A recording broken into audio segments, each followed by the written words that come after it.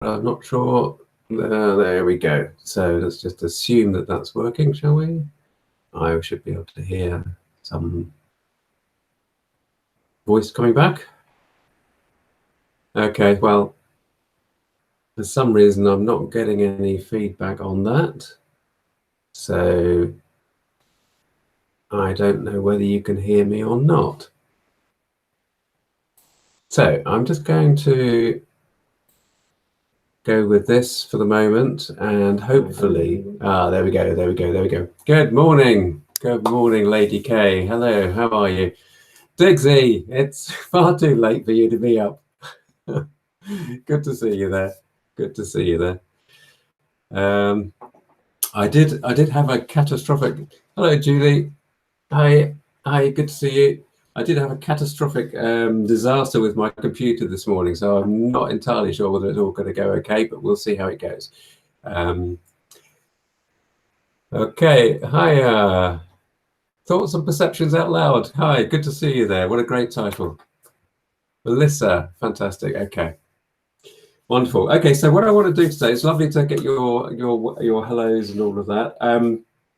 We want to talk about my experience of living with this guardian energy personality that really came to fundamentally change our lives, my family and I, back in 1998. Now, what I want to do is to talk you through the sort of the story behind what happened, okay? And then what we'll do is we'll then kind of maybe after 20 minutes or so open it up to some questions, because obviously as we go through this, you're going to have all sorts of questions. Now, you're quite happy if you want to put questions down as we go through this first part, but what I want to do is to try and give you a sense of what happened in our lives. I'm not going to go into detail about specifically what the conversations I used to have with Jane were about, because as you'll see, it wasn't like channeling. It wasn't like receiving information directly from spirit in that sense.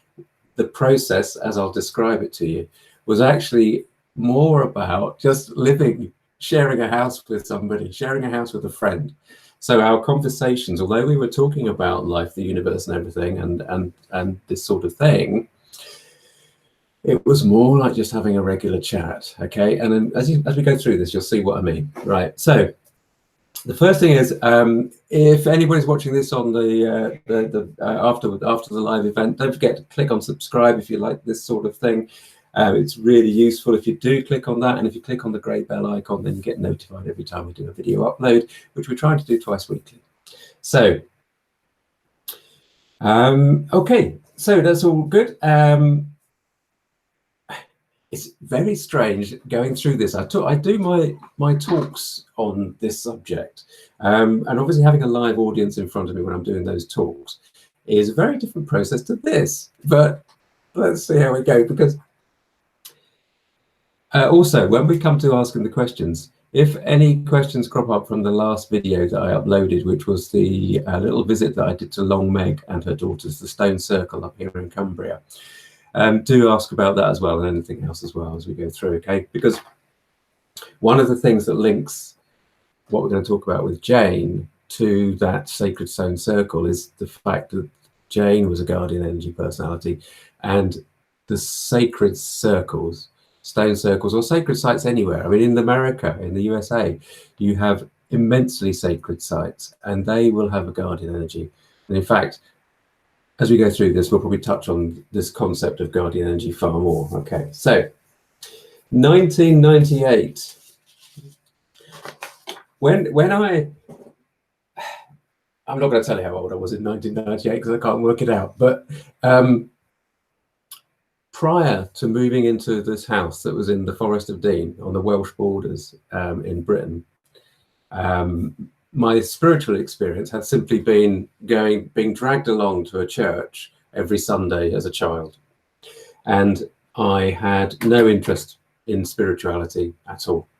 My wife's name's Nikki, my wife and I had kind of started to look at feng shui when we were living in Kent. And we moved house over to the Forest of Dean, which, as I say, is on the Welsh borders. But feng shui, spirituality, well, I'm not sure, but you know what I mean. Feng shui about, oh, there you go, 1997, yeah. Spirituality, feng shui, is the subtle realms, isn't it? So, you know, similar energy, but I had no idea about any of this stuff. So Nikki and I wanted to move house because we were living in a very small 2 up, 2 down in Kent, and a tiny pocket handkerchief garden. We had 2 little boys. We had an 8-year-old and a 5-year-old. And living where we were was doing my head in. The southeast of England is a very, very busy place, and it was just doing my head in. I couldn't cope with it anymore. So we said, right, we're going to move to somewhere quieter, somewhere with more space. And we found this house.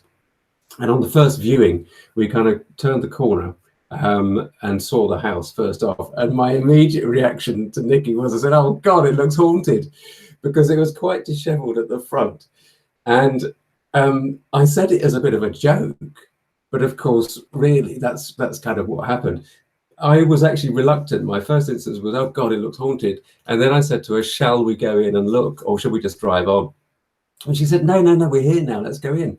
And actually what happened is that we knocked on the door, and the owner answered, and we stepped inside. And after about 5 steps into the hallway, hi Jason, about 5 steps into the hallway, I fell in love with the place. I mean, I'd only literally just got into this building, but the atmosphere in the hallway was terrific.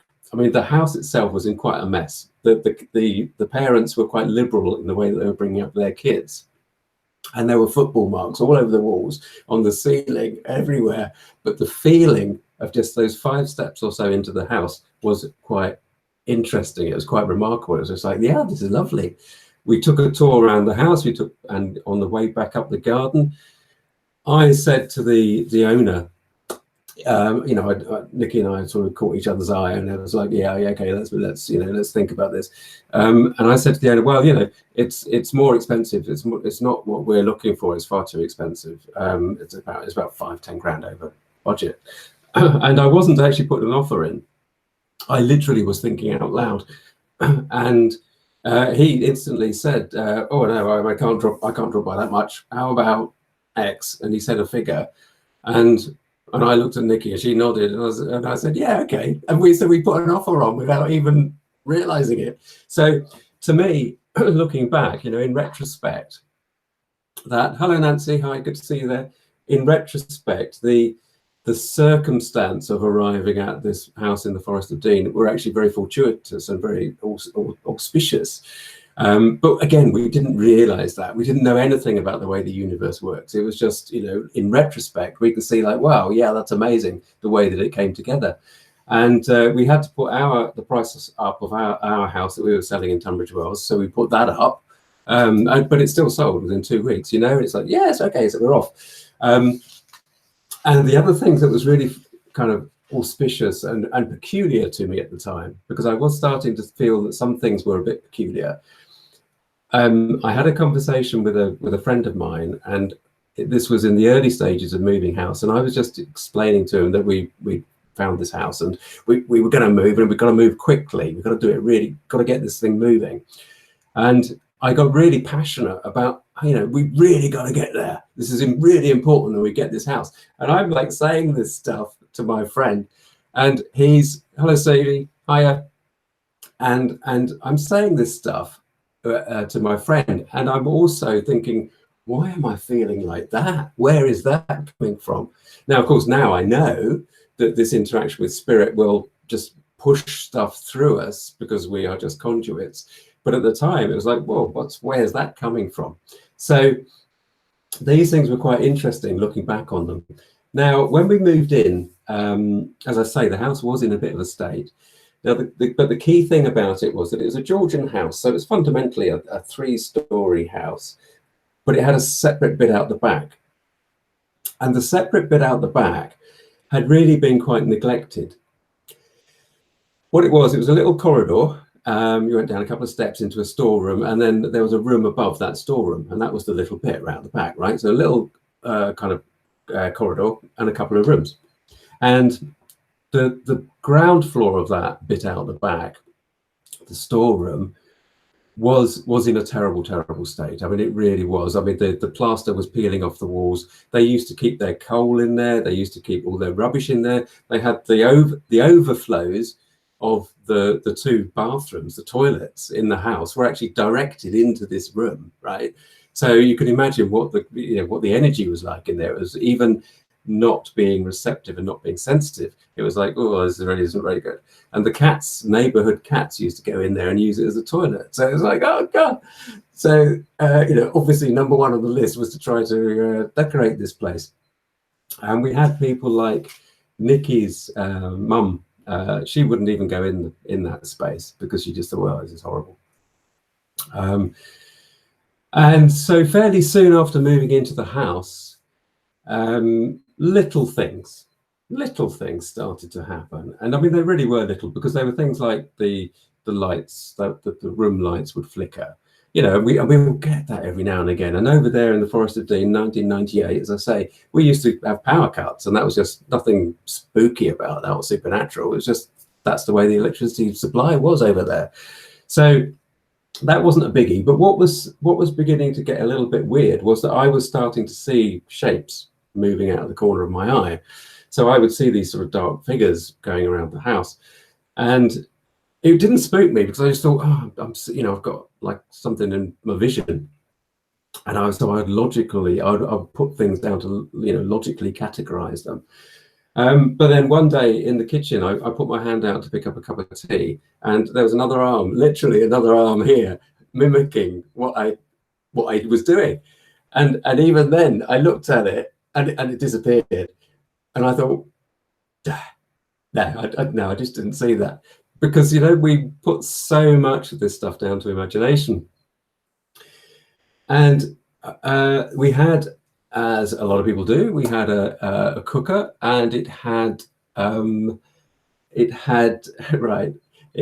LED clock on the cooker. Now, that LED clock became really, really significant because it used to change time. We would set it, and then it would change time. And it would never stay. It's not like I'm saying, like an LED, when you have a power cut, it comes back on, it flashes to say, oh yes, I've lost power. This wasn't doing that. This was literally changing time. So we'd set it for like 12 midday, and then you'd turn you back and go back, and there it is at 01:45 or something like that, right? So you just think, well, there's something wrong with that cooker. And we had some builders come in, lovely couple of local guys. And you don't really expect builders to be particularly sensitive, but they were having quiet conversations, doing their work. And I thought they were just commenting on how great the house was, and then one of them came over to me and said, look, I'm sorry about this. I don't know how to say this, but I think you should get your house spiritually cleared. And I'm like, what? And so he talked a bit about it, and I talked to Nikki about it, and we said, well, okay, well, fair enough, because what he was saying was his wife, coincidentally, for a hobby, used to clear houses, right? So there was no money involved in this, so there was no motivation for these people to actually come in and sort the house out. And because we had a vague inkling about feng shui in the old house, we thought, well, yeah, this sounds like the sort of thing. It sounds like a feng shui thing. So on the allotted day, we actually had 3 ladies turn up, the magic 3, right? Like something out of Hamlet, or Macbeth, whichever one it is. So these 3 ladies came in, and they came into the house with dowsing rods. What I now realize were dowsing rods. I had never seen these things before, dowsing rods. And they, again, in a little huddle, were sort of asking questions, and these rods were moving, and I'm thinking, well, this is all very weird. This is not what I expected at all of a house clearing. And they followed their rods, and they went out to the back section of the house, and Nikki and I followed them. And they said, oh, you've got a couple of dragon lines here. I'm like, you've got what? You've got a couple of dragon lines. And so what they explained was that there were 2 earth energy lines there, and it was a crossing point, and it was a more or less the Lady K, yeah. There was a crossing point, and they said Now, when you get a situation like this, you quite often get a guardian, and the guardian here is a lady, and she's been trying to get your attention. And we're like, what? And she said, so the clock's been changing on the cooker? Yes. And she basically sort of, this lady, the dowser, sort of just reeled off these things that had been happening. And it's like, yeah, that's exactly what's been happening here. And so the dowsing lady, she said, this spirit of the lady, in the deceased lady in the house, just wants to be considered as part of the family. And do you know what? A lot of this stuff up to this point had been like a bit weird. Like, it's like, you know, Nikki and I exchanging looks and glances. But as soon as they said that, it was, oh, okay, that's all right then. That's a very normal thing. That was like, oh, okay, she wants to be part of the family. Oh yeah, fine. We'll live with the ghost then. We'll live with the ghost. How do we talk to this deceased lady? I mean, literally, it was like that. It was the ladies were up in the top room of this back part of the house, dowsing and asking questions and finding out stuff like her name. So Jane was her name, the name of this lady, and they found where she was buried. And I went off and found that grave later. And in fact, we used to regularly, sort of sometimes, you know, not regularly, but sometimes put flowers on it. But Jane never was really particularly bothered by that, because she was an alive, conscious being, and the grave was, yeah, okay, so that's got her old name on it, but that's nothing to do with what she's doing now. You know, she was alive, she was conscious, but it was very nice for you to put flowers on that place, but I'm here, you know, we're talking. Do you know what I mean? So, hello, Kathy, good to see you. So, so this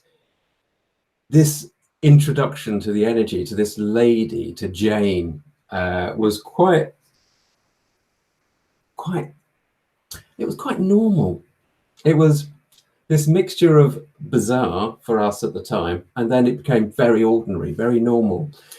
And what I did, because clearly these ladies were talking to Jane with these funny dowsing rod things, I said, well, I've got to learn to douse, because obviously I'm going to need to speak to Jane, talk to Jane, if we're going to share this house with her.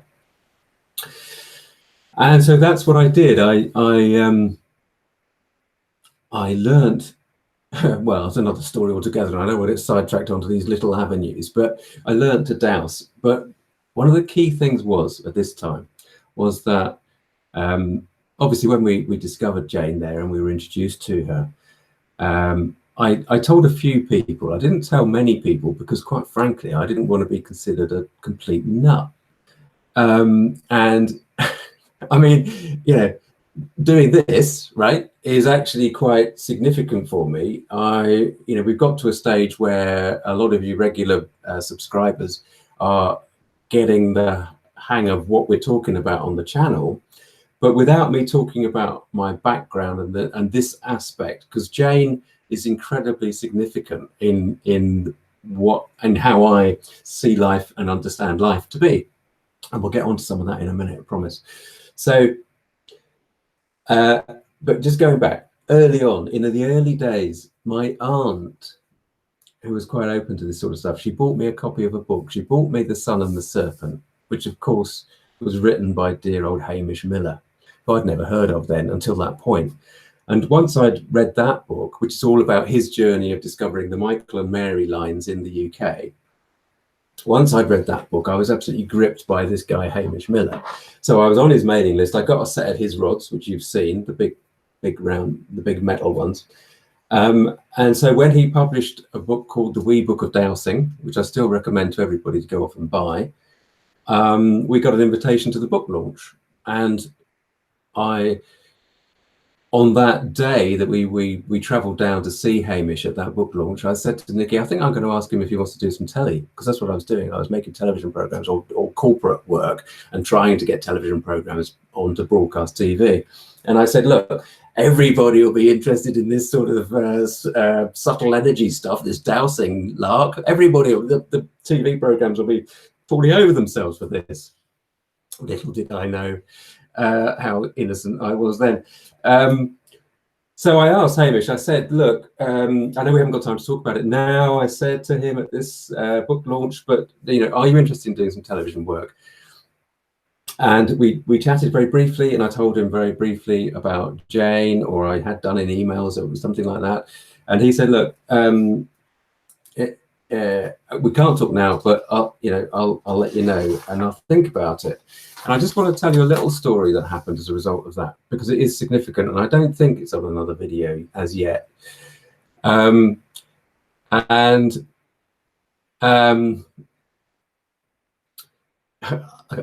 can't read your comments, but it doesn't matter.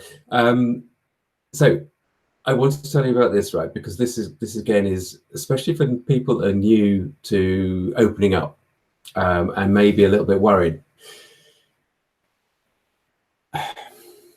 What happened was that I had asked Hamish if he was interested, and we were having a bit of an email exchange. And he sent me a letter, a good old-fashioned letter, because obviously to formalize things. And he actually said in that letter, I really don't like television. I don't like the concept of television. It's just there to control the masses, give them their football and their entertainment and keep them quiet. He said, that's why I don't like television. But he said, what you've told me about your experience with Jane, I'm willing to make an exception. If you want to work together, let's talk some more, and maybe we can do something of value. And this letter was so, for me at the time, it was so significant and so important that I actually was quite emotional about this guy who I'd learned to respect a huge amount. And I said, yeah, yes, let's do something together. Let's work with this. Let's see what we can do. And I was really emotional about it. But I was at home on my own. And you know what it's like when you get something like that, you want to tell people. And this is before the days of social media. So at that stage, I was having regular conversations with Jane. So I went through to the back room and to tell Jane about the fact that Hamish says yes. And I sat down, and she used to sit in a particular chair, and I sat opposite her, and I put the letter from Hamish on the table. And I was quite choked. And I explained to Jane, to this empty space, if somebody had been watching, it was just me talking to this empty space, but I was aware of her presence. You know, you could feel that when you're doused. I said to her, look, this is the situation. Hamish says yes. This is really, really great. This is really great news. And I paused, and I just said, oh, Jane, I love you. And I meant it. I absolutely meant it. And the thing is that what happened was, although it was a summer's day and the windows were actually closed, there was a gust of air, of wind, a breeze literally came from the other side of the room and swept over me. And, you know, literally, it was just bizarre. But the most bizarre thing about it, not only did it take my breath away because it was like going underwater, but the fact was that energy was love. It was absolute pure love. Now, I say this, and the reason I say it's important is because everything on the subtle realms, the fundamental layer is that love, right? There's stuff that we can encounter and there's not very pleasant and all of that, but the fundamental layer on that side, of that side of the veil, effectively where Jane was, is love. And that to me has stuck with me ever since then, because it was so dramatic and so significant. So that's in a nutshell, right? And there are so many little instances of conversations that I had with Jane, that the process was, as I said, not one of receiving information about life, the universe, everything in a kind of a guided, channeled way. it was literally conversation. But what would happen would be that we would talk about stuff and concepts would sort of float into my head about, you know, from those conversations. And then I would get verification either in the way that I was, things that were coming to me in my life, or that I would be reading about. You know, I was still reading about consciousness and about the scientific stuff. And there would be links, as far as I could see, that were bloody obvious between the spirituality and the sciencey stuff, right?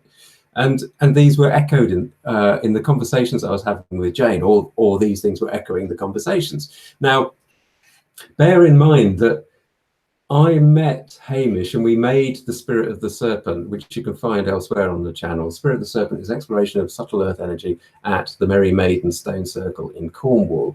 We made that together in October of 2003. At that point, I had become extremely aware that a lot of sacred sites were connected with manifesting and our ability to co-create reality around us, and that the ancients clearly had an understanding that this was what reality is about. Okay. Now, bear in mind that probably the biggest marketing exercise and the biggest kind of message to the mainstream at a similar time was The Secret. That came out in 2006. So 2003, and some of you have also had like a spiritual awakening around that time. That was a big deal. There was a lot of people getting opened up at that time, waking up at that time. And this was just my way of waking up, of being shown the fact that the world is not what it seems. Now, over the years, given that we moved into the house in 1998, over the years, a lot of what I talk about on the channel is derived from those original conversations with Jane, but also a lot of it is derived from the conversations that I've obviously had with my spirit guide as well, dear Merlin, Merthin, as I call him, who again, you may have seen in the last video that I uploaded at Long Meg. He came through with a quite some power there.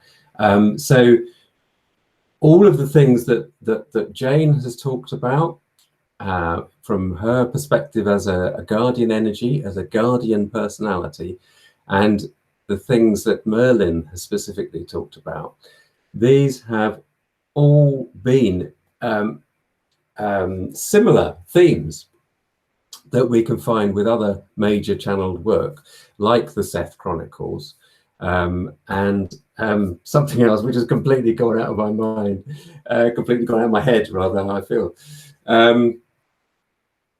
So there's a huge amount of information that Spirit is giving us all the time, and there is a development that's going on here. You know, this is not a coasting exercise. This is quite important. This is a structured approach that is being taken so that we as a species learn and understand, are allowed to accept our position as co-creators, and we are then free to actually manipulate the reality in which we find ourselves, because we've had enough of this, you know. So the key things that Jane expressed, and we will get on to taking questions in a minute, is this concept of manifesting, the concept of the co-creator of us and Spirit, and the importance of these sacred sites. And the other thing that she said very clearly is that energy lines are absolutely intrinsically linked. Earth energy lines are absolutely intrinsically linked and built upon consciousness. So their structure is in effect potential personality, millions, billions of potential personality within this field, the electromagnetic field. So when we say spiritually that anything has a consciousness, I mean, literally these earth energy lines that flow across the planet, it is so much part of that absolute connection, which our observation sparks into life. So there are so many layers of it, but Jane was very keen to express the idea that actually although we sometimes talk about spirit lines as being separate from earth energy lines, spirit lines being lines that are used by the deceased, by personalities traveling, well, actually, they're all intermixed and they're all intermingled and all different vibratory levels. And not only are they used by those that are in spirit and retaining some kind of personality anyway, but there are also personalities that will appear from the potential simply by people interacting and being present, because that's what that interaction needs. It's all about context, individual context, individual viewpoint. Okay, so I think I might have gone on a bit there.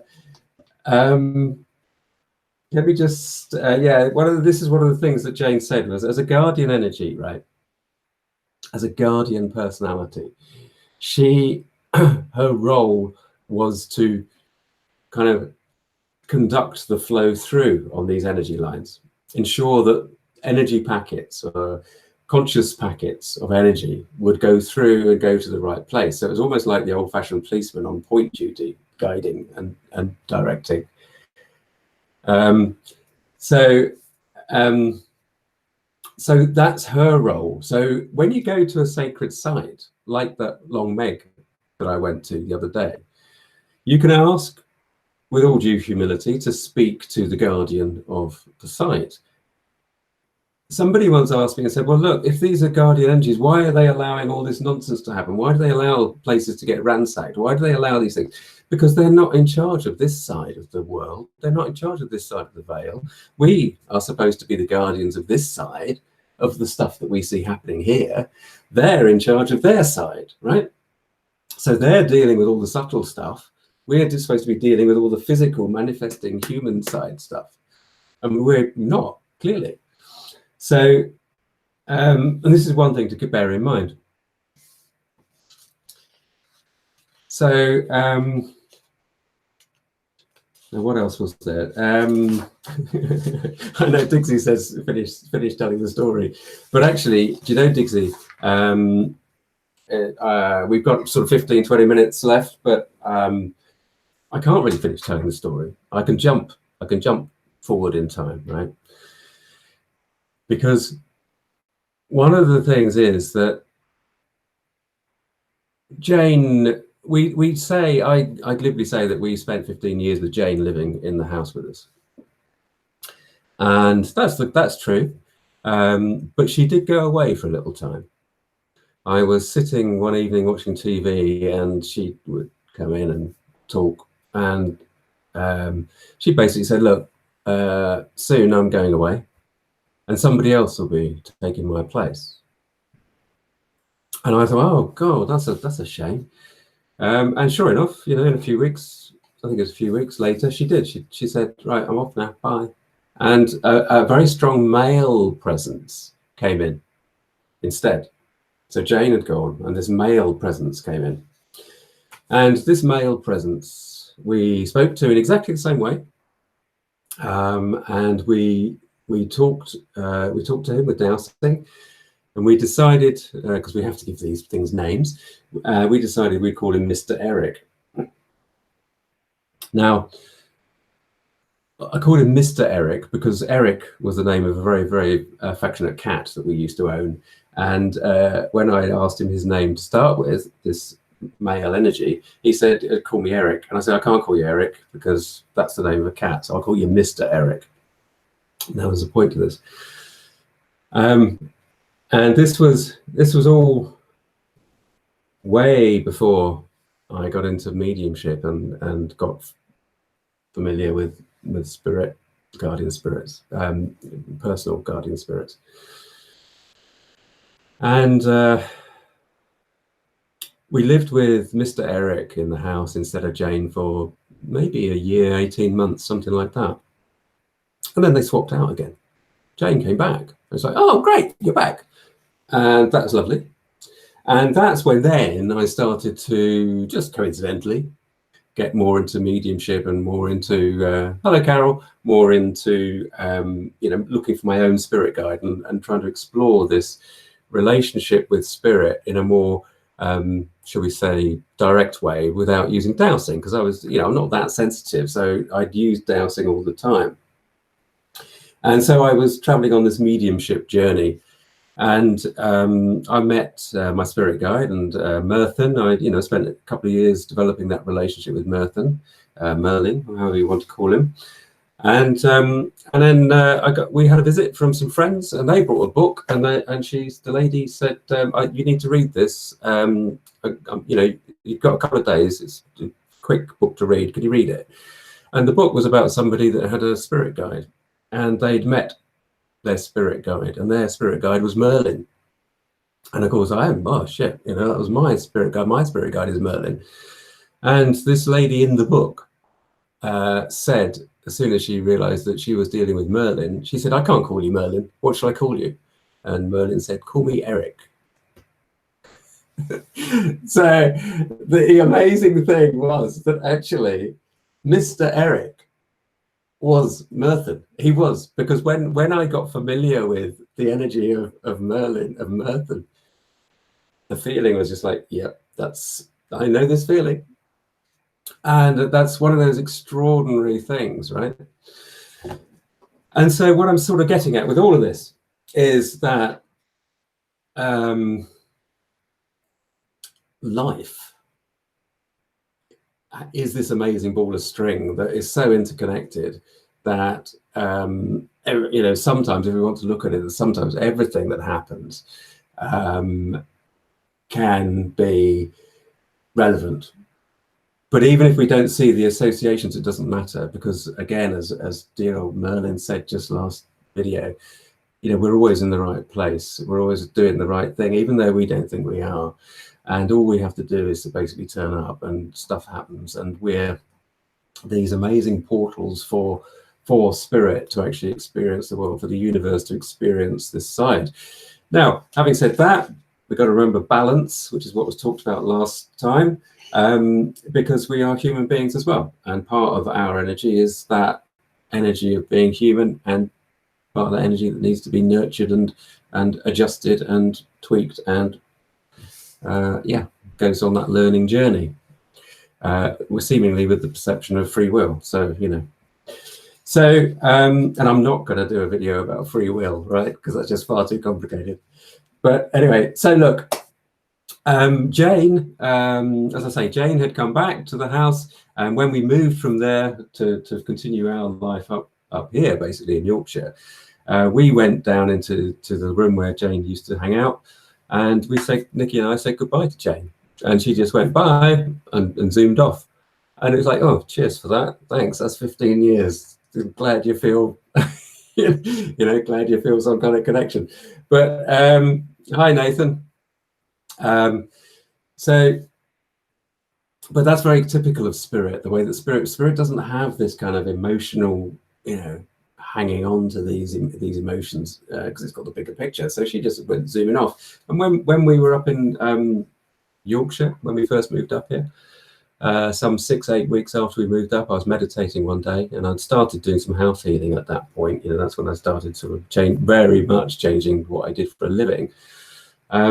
And I was meditating, and this really, really familiar energy came in, and it was Jane. And I said, "What are you doing here? How can you possibly be here?" And she said, "Well, I'm not tied to any particular place. I'm here for you." And Jane now is part of my healing team, right? So I call on the archangels and the angels to work on a property. Jane, I will often ask, if it's a particularly tricky one, I will often ask Jane to go in and hold the space in that kind of guardian aspect. But it's not that she's going in and replacing the existing guardian. She's going in and just communicating and getting a lot of information going and holding the space, so that actually the lives of the family that we're working with don't kind of just fall apart.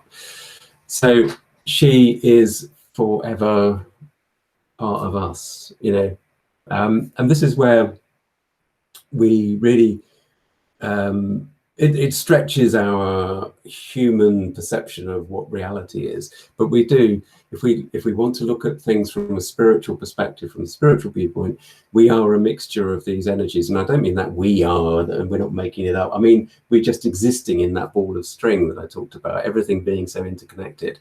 It is so tightly interconnected. In a way, Jane had demonstrated that she was detached from place by leaving the house in the first place when Merlin stepped in for a while, you know. Had she not done that, I wouldn't have believed her. I wouldn't have believed it when she reappeared in Yorkshire. I'd have said, so this is somebody's taking the piss, you know, having a laugh. Excuse my language, but, you know. So, yeah, okay, so... yeah, so that's the summary of the sort of Jane story, and sort of living with what we call a ghost, but of course she's not really a ghost. She's this amazing guardian energy. And the only other thing I want to say is that these guardian energies are absolutely everywhere. These personalities of place. Now, I'm not talking about spirit of place per se, as such. These are guardian energies.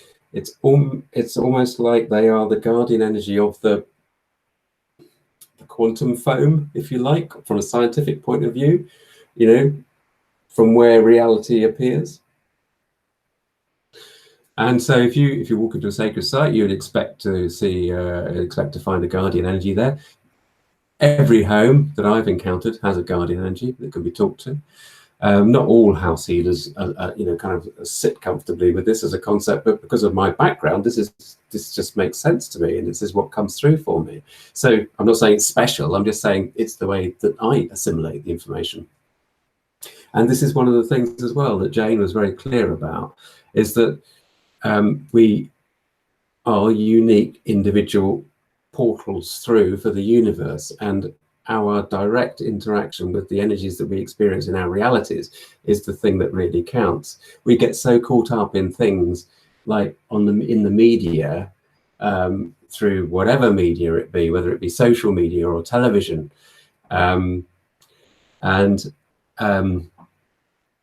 these are distractions, because what's really important is what one encounters directly with your 5 and 6 senses. As Melissa was saying, frequency and vibration. Well,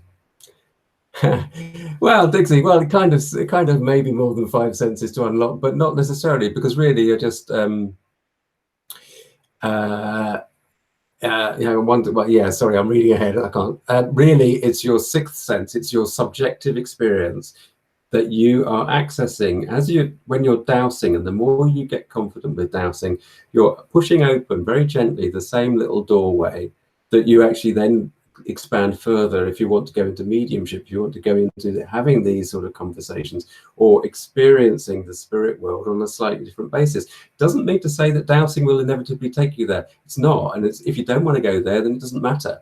Dowsing is just, okay, stick with the dowsing, and that's absolutely fine. I mean, I've gone back to dowsing in a way because I find it a very reliable and solid way of accessing information.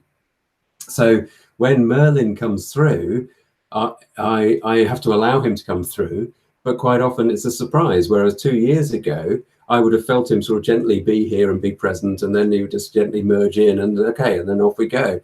Now it's just like, boom, say it. And, you know, so it's up to us individually to decide how we want to interact, and that's the benefit of it. Okay, so Jackie, have you ever connected with a spirit you knew when they were alive? Yes. I mean, basic mediumship, if you like. Yes. I don't do that. I don't classify or label myself as a medium, because I'm really, I don't find it easy to do the mediumship when I have somebody with me that is expecting a certain amount of answers. And I always used to, when I was doing a little bit of mediumship like that, find it frustrating that the amount of detail that I would want to give to somebody, I could never get enough detail, right? And part of that was my own blocking of the concept of the information. So there are better mediums out there, and there are some very, very good mediums out there. Jason, even in a materialist world, we have more than 6 senses. Ah, yeah, well, that's fine. It's a connection through our hearts. Yes, the heart is incredibly important. Heart. What's the Heart Math Institute? That's really, really good thing to be looking at. So really resonate with the talk about reality and such. Yeah. Intuition. I do use the term intuition to try to cover of all of this way of pushing open the door. To me, it is using intuition. It is intuitive sense. And now, you see, the thing is that we are all encumbered by our language and our labels and our associations with those labels. And so it is actually quite difficult to feel that we find labels that we actually will agree upon. So, you know, I once really annoyed somebody by, and I hope it doesn't annoy anybody here at the moment, by saying that chi, the life force chi, is the same as the Holy Spirit, because I was trying to kind of put things into broad terms, and the person I was talking to really didn't like that concept. That was far too radical. So we have to be, a bit. We have to be fairly flexible with each other, I think, with the labels we use. Just try to understand what the other person is getting at, and trying to understand the viewpoint that is being put across. Because you know, fundamentally, we those of us that are on this journey or on this path are really looking for the same thing. And it's an attempt to understand what life is about and our role in it, and that's really what matters. It's just trying to go with the flow.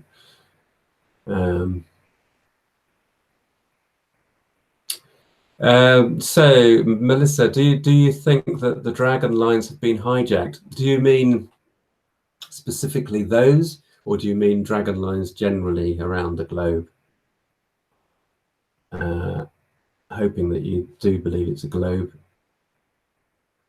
Yes, the dragon's breath was the what I would call the breath of God in the house, when that feeling of love.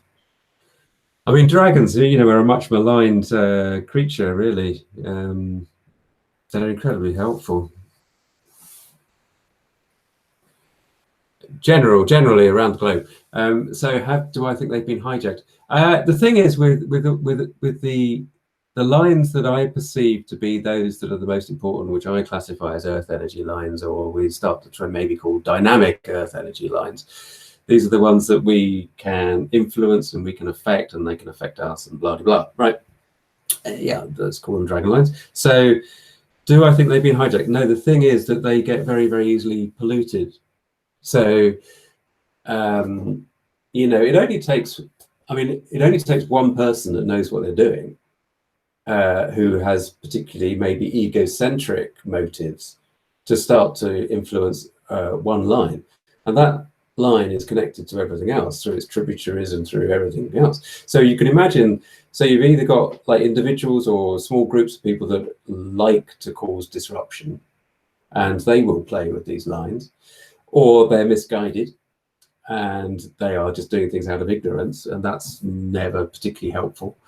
Or there are people that are completely unaware, but the nature of the reality is that if one is completely unaware, it doesn't make any difference. The thoughts and the emotions are still going into the dragon lines, because that's the process. That's the way they're structured. They're structured to listen to and pick up on the emotions of humanity. That's the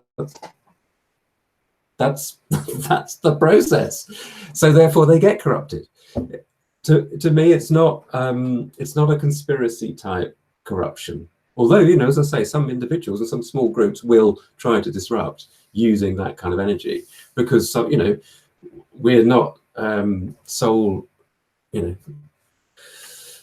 know, owners of this sort of knowledge. Well, yeah, I mean, Nancy, good and evil. Why? Hang on. Hang on. Sorry. Nancy, I'll take yours. Good and evil. Yes, I mean, exactly. I think I've just answered that, really. David, changing time on a clock is an extremely subtle way of getting attention by spirit. Do they not realize how easily this could be overlooked and be a little annoying? Yeah, well, David, interestingly, you see, the really key thing was, if Jane had made her presence felt in any way that wasn't actually subtle, we would have been completely freaked out. I am not the calmest person at the best of times, and back then I was extremely highly strung. One of the things I didn't talk about was actually that at the time I was experiencing anxiety attacks as part of my general healing that was going on. And some of those anxiety attacks were close to psychotic episodes. They were close to. And just part of background, a little bit wider background, my brother, older brother, just before we moved to the Forest of Dean, bless him, he had a couple of nervous breakdowns. So he actually was diagnosed as bipolar. So he had 2 acute psychotic episodes. Now, he's very scientific and logical in his outlook. And since that time, he and I have discussed it, and we have talked about the fact that, well, actually, yeah, it was probably more of a spiritual awakening and just happening too fast, too soon, which is why I keep going on about that on other videos. But at the time, way back, 2000s-ish, when all this was happening to me, I was very conscious that actually, well, my brother's lost the plot, so am I losing the plot? So if Jane had done anything that was more overt, I would have switched it off. I would have run away. And in fact, there was a time where I did actually get completely spooked. And that was a classic example of dowsing, where I actually held, the big rods, these big rods, right? I rested this on a table, and I had an alphabet written out, a little bit like a Ouija board, but it's something I'd written out myself, A through to Z. And I decided that actually it was going to be more useful if I communicated with Jane with this really crude way. So we set this up, and I said to her, right, we got the alphabet there, so let's experiment. And this was resting on the table, resting on the table, right? Resting on the table. And I said, so first of all, we're going to ask a question that we know the answer to, and what's your name? And the rod literally went Jane. I mean, almost as fast as that. And that freaked me out completely, because that was like, whoa, you can't get anything more solid and concrete than a rod just independently moving. Because although I say that dowsing is an idiomotor response and it's our subconscious doing it, which it is most of the time, as far as I'm concerned, that was resting solidly on the table. As far as I'm concerned, Jane had hold of that and was doing that with it, because there was no other explanation for that. So yeah, there you go.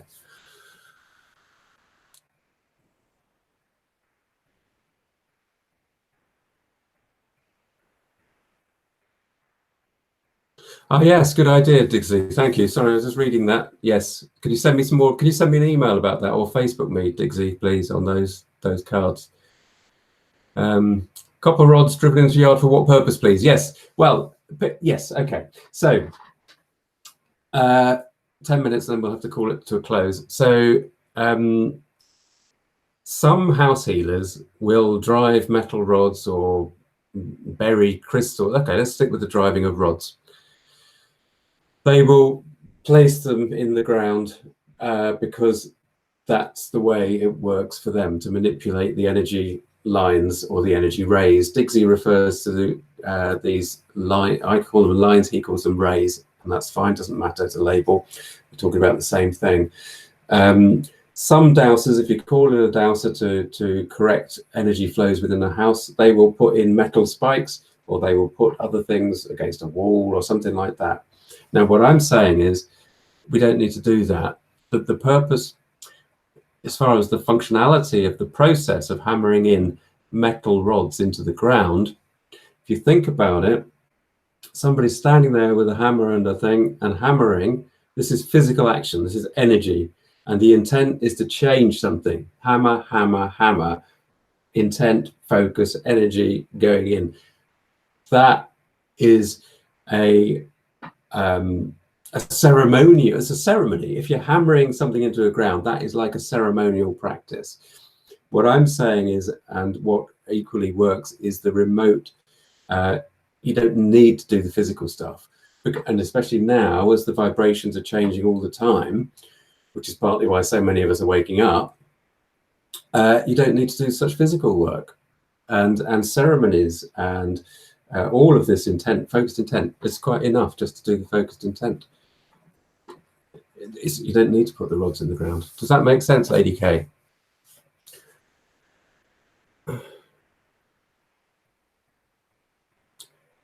Okay, so just reading the comments.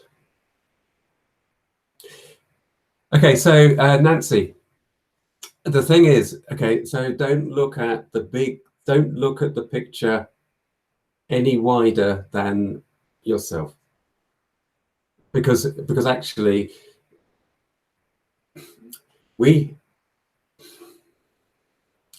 it's the whole thing of be the change, you know. We have the ability to change our reality, our immediate reality. We can't change, and it's not our role to change the population of the world. So all we're dealing with is healing on an individual basis. We heal an individual, you know, or we are healed. Our lives are a healing process. We are trying to attain balance in all of those things. The issues that we're overcoming and healing from are unique to each individual person, although they fall collectively into different groups of subjects. Yeah. So, but to try to focus one's energy on healing a disparate group or a population is not necessarily the most effective use of your energy. Your concern should be for your immediate surroundings, your immediate, the people you interact with directly through your through your physical senses. That was something that, again, Jane and Merlin made very clear. You can't change the world by trying to change the world. You change the world by changing you, and by healing those that you can influence in that sense, because the universe brings people to you that are on a similar wavelength and therefore similar vibration.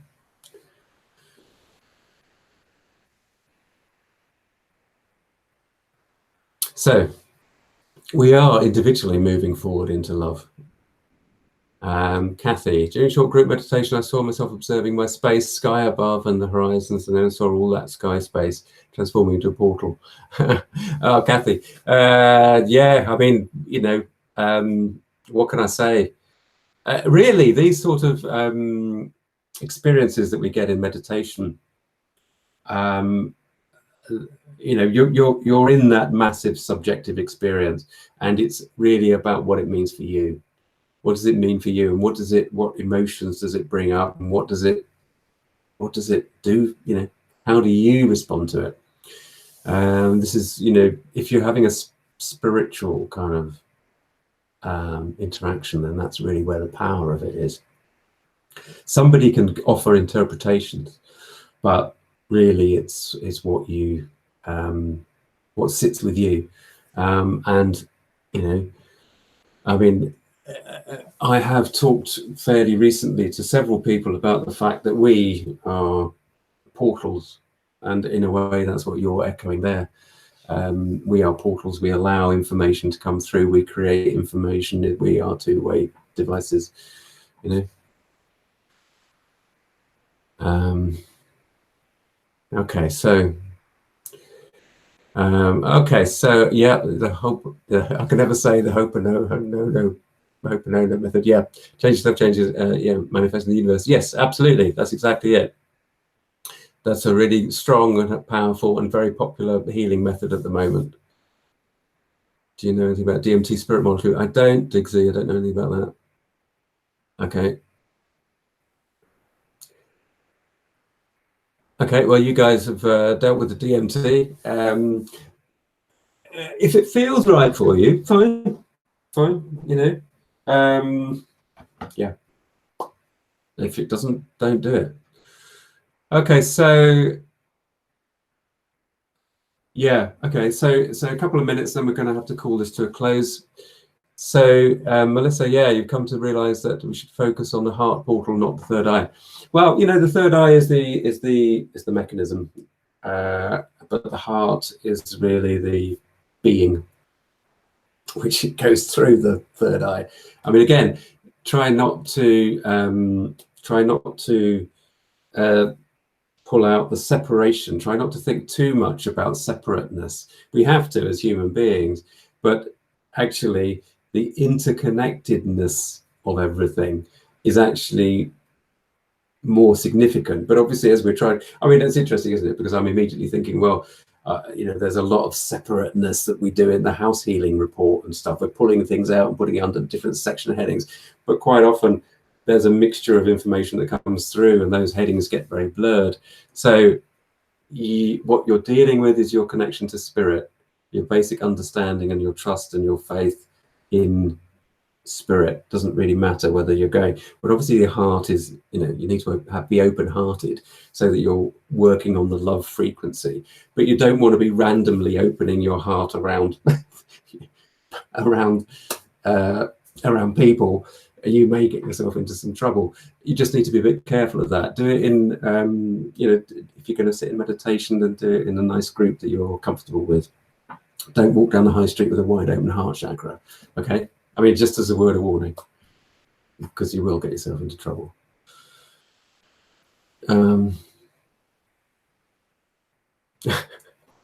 Okay, Nancy, let's not get the political thing going. Okay, good, excellent, Lady K. Okay, okie doke, righty ho. So very, very good. I hope that's made some sense. We're going to have to pull it to a close now. Poor old Digsy, that must be 2 o'clock in the morning or something like that down there in Australia. So you guys in the States, that's good to see you.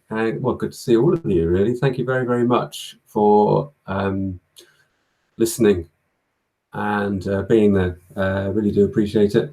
And do drop some questions in.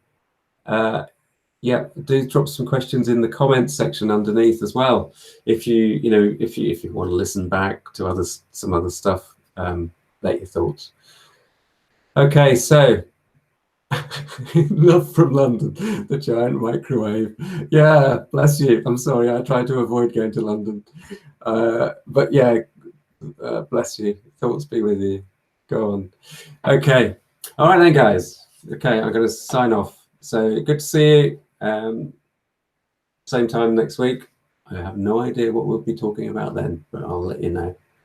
Okay, bye all. I've now got to turn it off. I never remember how to do it.